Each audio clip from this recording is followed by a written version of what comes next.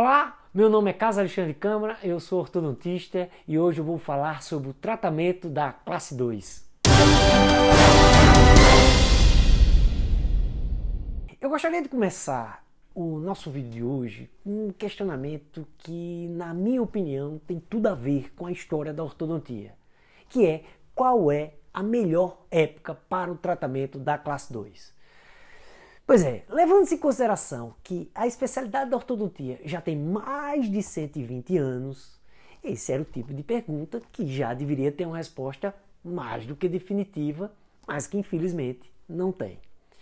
E por que será que depois de dezenas ou quem sabe centenas de pesquisas científicas, muitas delas altamente qualificadas, incluindo aí vários testes clínicos randomizados, nos quais foram gastos milhões de dólares, isso mesmo, muito dinheiro, e o esforço de centenas ou milhares de pesquisadores do mais alto nível, e mesmo assim não se chegou a uma resposta definitiva para se responder a perguntas assim aparentemente simples, do tipo: quando começar a tratar? Se é melhor tratar em uma ou duas fases? Qual é o melhor aparelho ortodôntico? Qual é o melhor exame para avaliar a melhor época do tratamento? E por aí vai. Em verdade, até existem trabalhos com boas evidências científicas que respondem, de certa forma, essas perguntas. Mas vamos combinar? Na hora de tratar cada paciente lá no nosso consultório, individualmente, sempre surgem dúvidas a respeito desse assunto. Essa é a verdade. Então, quando se pensa em classe 2, o que é que vem à cabeça? Eu acho que vem assim, imediatamente duas coisas. A primeira é uma relação dentária de classe 2, de molares e caninos. E a outra é uma face com a mandíbula curta em relação à maxila. Mas aí, meu amigo e minha amiga, é que mora o perigo ou o problema. Porque nem sempre uma relação classe 2 dentária significa que é uma relação classe 2 esquelética. Para piorar, ainda tem quem chame de indivíduo classe 2. Isso é, você não sabe nem se o problema é dentário ou esquelético. Foi por isso que o grande Capelosa criou o conceito do padrão facial, que é definido pela morfogenética da face. E aí ele criou o padrão 1, 2 e 3, face longa e face curta. Nesse caso, a face pode ter, vamos dar um exemplo, um padrão 2, mas não ter uma relação de maloclusão de classe 2, como também pode ser uma classe 2 dentária e não ser um padrão 2. Entendeu? Peraí. No meu livro, Estética em Ortodontia, um sorriso para cada face, o nome já está dizendo, eu tentei facilitar o entendimento dos padrões, chamando eles por nomes, vamos dizer assim, mais conhecidos. Por isso eu chamei de arquétipos ortognata, retrognata, prognata, face longa e face curta. Com relação aos retrognatas e prognatas, eu criei uma subdivisão, os pseudo-retrognatas e os pseudos-prognatas. E quem determina quem é o tamanho da mandíbula. Então, um retrognata tem a mandíbula curta e um pseudo-retrognata uma maxila avançada. Em outras palavras, retrognatas são mais difíceis de tratar do que os pseudo-retrognatas, porque é muito mais difícil fazer uma mandíbula crescer do que restringir o crescimento da maxila. Então, se eu sei disso, eu só preciso agora saber qual é a melhor época para tratar um ou outro e escolher o melhor aparelho para cada caso. E como isso já foi visto e estudado há muito tempo, eu sei que a maxila cresce antes da mandíbula, eu vou tratar o pseudo-retrognata, que é o que tem a maxila um pouco mais avançada, um pouco antes do retrognata. Essa informação, vamos e venhamos, ela é muito importante, porque assim eu vou otimizar o tempo de tratamento de acordo com quem? Com o arquétipo. Porque eu sei que a maxila cresce um pouco antes da mandíbula e assim eu vou deixar para tratar o retrognata um pouco mais tarde do que o pseudo-retrognata. Entendeu? Se a maxila cresce antes, eu trato o pseudo-retrognata antes. Se a mandíbula cresce um pouco depois, eu trato o retrognata um pouco depois. E nesse caso, se for um pseudo-retrognata, eu vou usar um aparelho extrabucal. E se for um paciente retrognata, eu vou usar aparelhos ortopédicos, funcionais ou mecânicos. Simples assim. É claro que eu também vou levar em consideração outros aspectos, como, por exemplo, se o paciente tem risco de trauma, se tem problemas, se tem traumas psicológicos, ou seja, se está sofrendo algum tipo de bullying, tudo isso eu vou pesar, vou pensar e vou colocar no meu planejamento e vou conversar com o meu paciente, no caso, os responsáveis.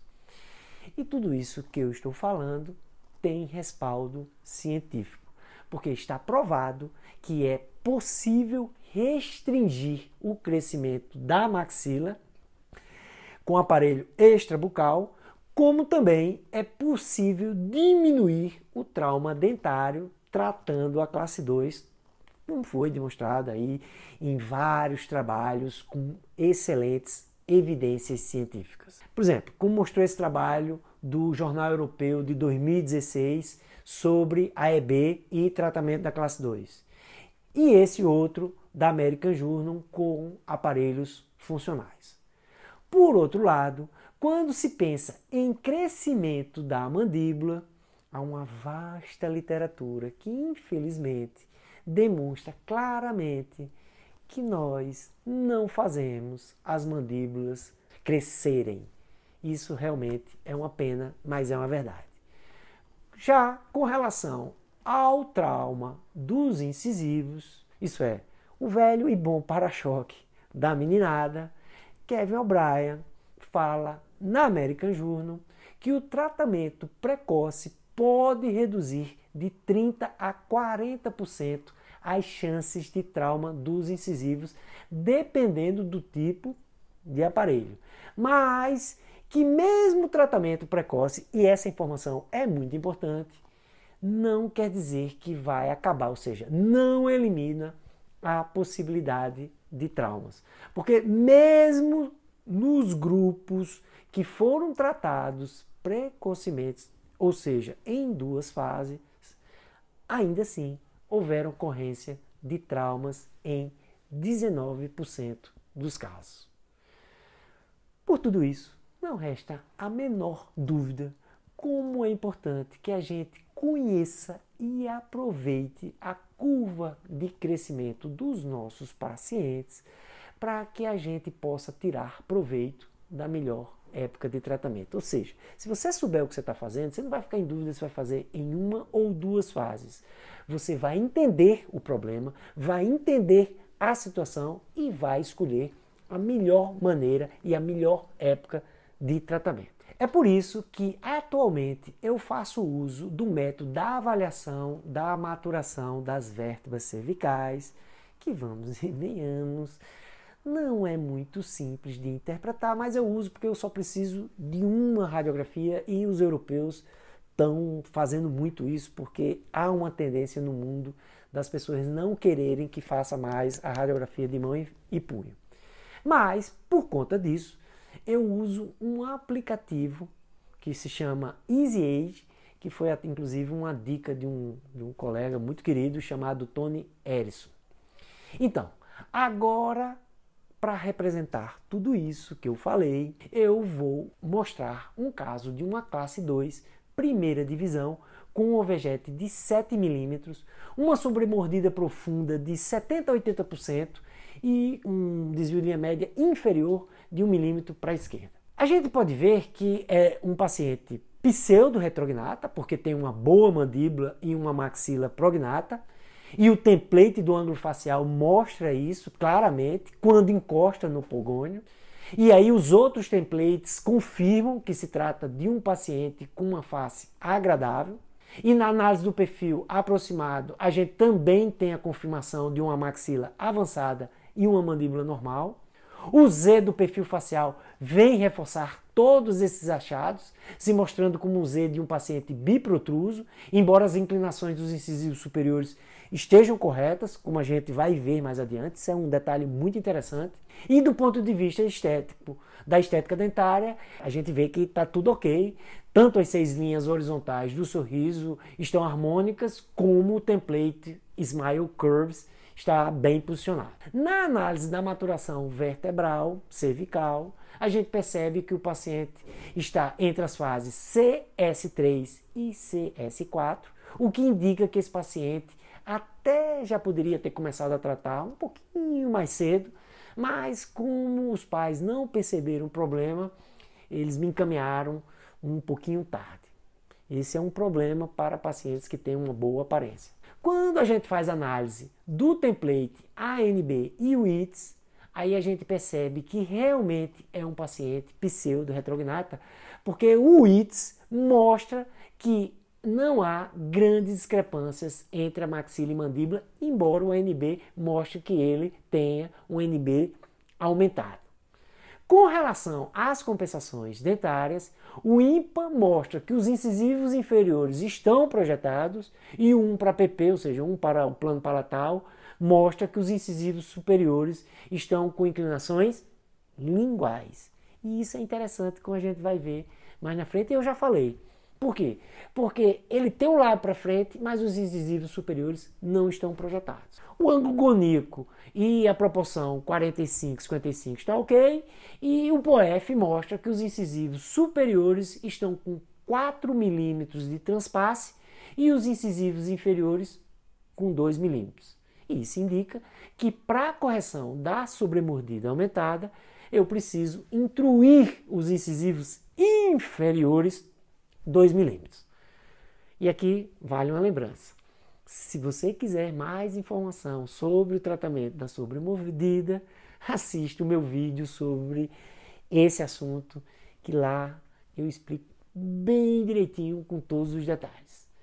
Sendo assim, esse caso está pedindo que antes de eu montar o aparelho fixo, que se coloque um aparelho extrabucal, no caso de preferência de tração média ou alta, porque daí eu já começo a melhorar o ANB, eu já começo a desajustar a classe 2 e nesse meio termo, ou nesse meio tempo, eu diminuo o risco do trauma dentário. Aí sim, depois de fazer o uso do aparelho extrabucal e recomendar, nesse caso, já que eu estou falando de extrabucal, o uso caseiro, claro, e noturno, de mais ou menos umas 12 horas, ou seja, eu peço só para o paciente usar só para ficar em casa e só para dormir, com uma força leve de 150 a 200 gramas em cada lado.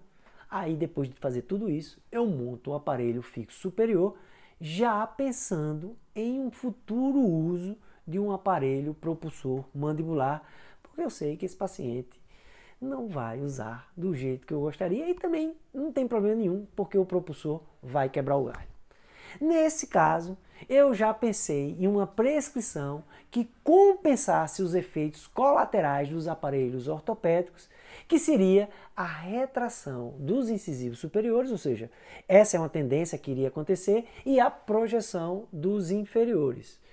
E foi por isso que eu escolhi um aparelho MBT, que como o MBT ele tem 17 graus de inclinação dos incisivos superiores, inclinação que eu falo dos brackets, e menos 6 nos inferiores, esse é o tipo do aparelho que está muito bem indicado para esse tipo de caso. Eu sei que alguém vai dizer assim, não, mas tem que lembrar da folga do fio. Não, eu já estou pensando nisso, que se eu precisar preencher todo o slot, aí eu compensar com o uso de torques, aumentando o torque dos fios. Agora que eu tenho a prescrição certa, que o meu paciente já usou um extrabucal, que se não resolveu todo o problema da classe 2, até porque eu sabia que a cooperação desse ou qualquer outro paciente 100% é muito difícil de conseguir, pelo menos foi criado o desarranjo da maloclusão, que somado ao uso de propulsores mandibulares, que aqui vocês estão vendo o Flex Developer da Adenta, mas que poderia também ser qualquer outro, que claro, fica a gosto do freguês. Eu tenho agora um ajuste oclusal que me leva no caminho de uma querida classe 1. E no final do tratamento, para conseguir uma boa sobremordida, eu dou só uma aumentadazinha, aumento a inclinação dos incisivos superiores, a inclinação vestibular, e isso aí eu consigo com o efeito de uma curva de SPI aumentada, evitando assim um pouco o efeito colateral extrusivo dos elásticos de classe 2. E aí a gente chega no nosso resultado final, com a relação oclusal de classe 1 de molares e caninos, e aqui a gente pode ver a correção da classe 2 com a obtenção da classe 1 dentária e uma melhora da relação esquelética. O bom resultado do ponto de vista estético a gente observa quando avalia as 6 linhas horizontais de sorriso, que se mostram muito bem posicionadas, e com o template Smile Curves, que está bem ajustado com os dentes antero-superiores, e tudo isso também percebido pelo reflexo de luz dos incisivos centrais que se encontra no terço médio dos incisivos superiores, o que me mostra que esses dentes estão com as inclinações corretas, como a gente vai ver mais adiante nos templates cefalométricos. Então, em relação ao template ANB, a gente vê claramente uma melhora com a linha vermelha do NB ficando à frente da linha laranja, a manutenção das inclinações dos incisivos superiores, aliás, inferiores, que se ainda estão vestibularizadas, pelo menos não aumentaram, provavelmente por conta do efeito restritivo da prescrição do aparelho MBT. Com relação aos incisivos superiores, eles foram projetados, mas isso não teve assim, impacto negativo nenhum, nem para a correção do alvejete e nem para a projeção dos lábios, porque a restrição maxilar dada pelos nossos aparelhos ortopédicos compensaram ou compensou essa projeção. Já o POEF mostra que tivemos uma intrusão dos incisivos inferiores, que era o que a gente queria, causado quando a gente planificou a curva de SPI, o que favoreceu a melhora da sobremordida e criou, assim, o que a gente queria, que era uma condição mais jovial, ideal dessa sobremordida para esse paciente, que era um paciente jovem. E assim, a gente conseguiu a obtenção de um resultado que manteve um perfil jovial, equilibrado e com um belo sorriso. Com a melhora do ângulo naslabial, mas sem criar a maldita boca murcha, deixando os lábios levemente protruídos, como é de se esperar em um paciente jovem, o que também é confirmado pelo Z do perfil facial. E tudo isso acompanhado de um belo sorriso, que é a nossa cereja do bolo.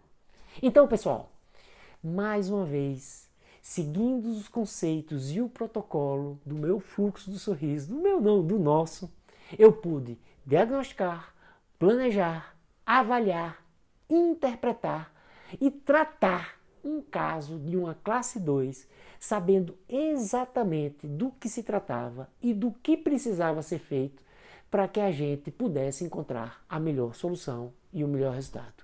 E tudo isso segundo o que tem de melhor na literatura ortodôntica, diga-se de passagem, e que nos dá a segurança de estar no caminho certo e saber que estamos fazendo aquilo que é preciso ser feito da melhor maneira possível, ou seja, sem inventar. Beleza? Se você gostou dessa aula, eu faço 2 convites. Primeiro, que deixe o seu comentário e, se possível, um likezinho. E segundo, que se inscreva no meu canal, porque, como eu sempre digo, assim eu vou ficar muito mais motivado para trazer mais informação que, quem sabe, possa lhe ajudar na sua clínica ortodôntica. Beleza? Forte abraço e até mais.